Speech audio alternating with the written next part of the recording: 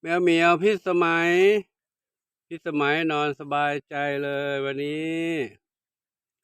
มีใครเดินมาโน้นอีกนู้นมีใครเดินมาครับ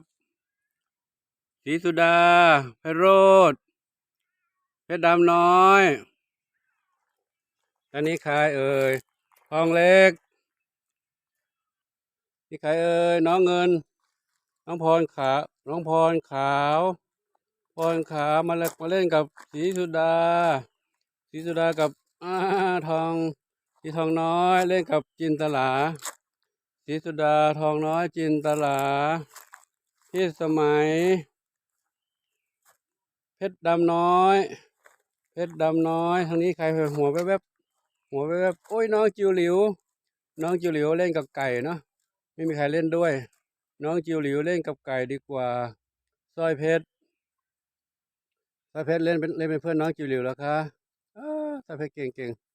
เอาเพชรดำก็ไปเพชรดำก็ไปเล่นน้องจิ๋วหลิวด้วยอันนั้นใครอีกแวบๆน้องเงินขาวเพชรดำเล่นกับน้องจิ๋วหลิวเล่นกับพี่ก็พี่อยากเล่นด้วยน้องก็กลัวถนนไก่สร้อยเพชรครับสร้อยเพชรก็ไม่มีเพื่อนเหมือนกันเนาะเกตมณีสร้อยเพชรกับเกตมณีกับฟักไข่เกตมณีฟักไข่สร้อยเพชรเลยมาเล่นกับเหมียวเล่นกับเหมียวเล่นกับเพชรดำน้อยเดินไปเล่นกับเกตมณีเล่นกับสร้อยเพชรละสร้อยเพชรเหมียวนอนกันสบายอกสบายใจด้านนี้บ้างมาด้านนี้บุญไม่ใช่บุญเลยดิอันนี้คือพี่กุลแก้วค่ะศรีสุดาค่ะศรีสุดาน้องพรขาวพรเงินอยู่ตรงนี้กันมาเล่นข้างหน้าสนามหญ้าหน้ากุฏิหลวงปู่นี่แล้ว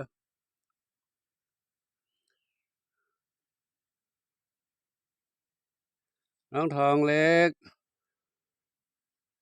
มากับบุญเรืองไพโรจน์ประกายเพชรใช่ไหมประพายเพชรพิสมัยไม่ใช่พิสมัยดิจินตลาหลวงปู่จำผิดละจินตลาประกายเพชรน้องพรขาวศรีสุดาไพโรจน์น้องเงินน้องทองเล็กพิกุลแก้วกับบุญเรืองน้องเพชรดำน้อยอยู่ตรงนี้ครับอันนี้ก็พี่สมัยอยู่นี่ครับอันนี้พรทองแดงก็มาเล่นด้วยมาเล่นกันตรงนี้เลยพรทองแดงครับวันนี้น้องๆเหมียวมีความสุขเล่นการสนุกสนานณสนามพุทธสถานวัดโป่งชัยแจ้ห่มลำปางงานสำเร็จรุ่ร่วงไปด้วยดีเหมียวก็มีความสุขทุกคนก็มีความสุขวันนี้ได้บุญกันเยอะมีการหล่อพระพุทธชยมุนีศรีโป่งชัยสำเร็จรุ่ร่วงไปได้ด้วยดีเหมียวก็มีความสุขมีFCนำอาหารมาให้กินเยอะแยะอิ่มอกอิ่มใจอิ่มกายสบายพุง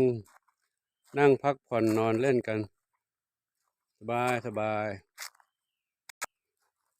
น้องจิวหลิวก็สบาย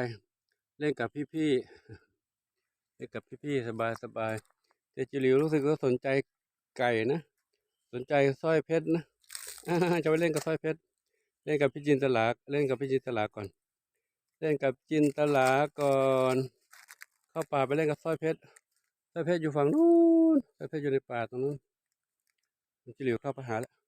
จิวหลิวเข้าไปหาสร้อยเพชรละสร้อยเพชรอยู่ฝั่งนี้สร้อยเพชรก็เล่นเหมือนกันสร้อยเพชรอยู่ฝั่งนี้ครับสร้อยเพชรอยู่ฝั่งนี้ครับน้องจิวหลิวแอบอยู่ตรงกระถางต้นไม้นั่นครับจะไปเล่นกับไก่สร้อยเพชรตามไปดูสิเห็นไหมตามไปดูน้องจิวหลิวแอบกับไก่เลยไงเห็นแล้วเจอแล้วแอบเล่นกับไก่นี่เองไปแล้วตามมาด้านนี้ละ ตามมาด้านนี้ น้องจิ๋วหลิวตามไปเล่นกับไก่สร้อยเพชรกับพี่ทองเล็ก พี่พรทองแดง แม่พี่สมัย พี่สมัยอยู่ตรงนี้ เล่นด้วยกันเล่นด้วยกันเล่นเล่นกับพี่ทองเล็กดีกว่า น้องจิ๋วหลิวหยอกพี่ทองเล็กหยอกเล่นกันตามจินตนาการครับ เข้าไปป่าอีกแล้วครับสำหรับคลิปวันนี้หลวงปู่นำภาพน่ารักของน้องเหมียวให้กับFCทุกคนทุกท่านได้ดูได้ชมกันขอความสุขจงมีแด่ทุกคนทุกท่านทั่วกันทุกคนทุกท่านเทินน้องเหมียวก็มีความสุขกันเนาะครับพบกันใหม่คลิปต่อไปขอทุกคนทุกท่านโชคดีสาธุ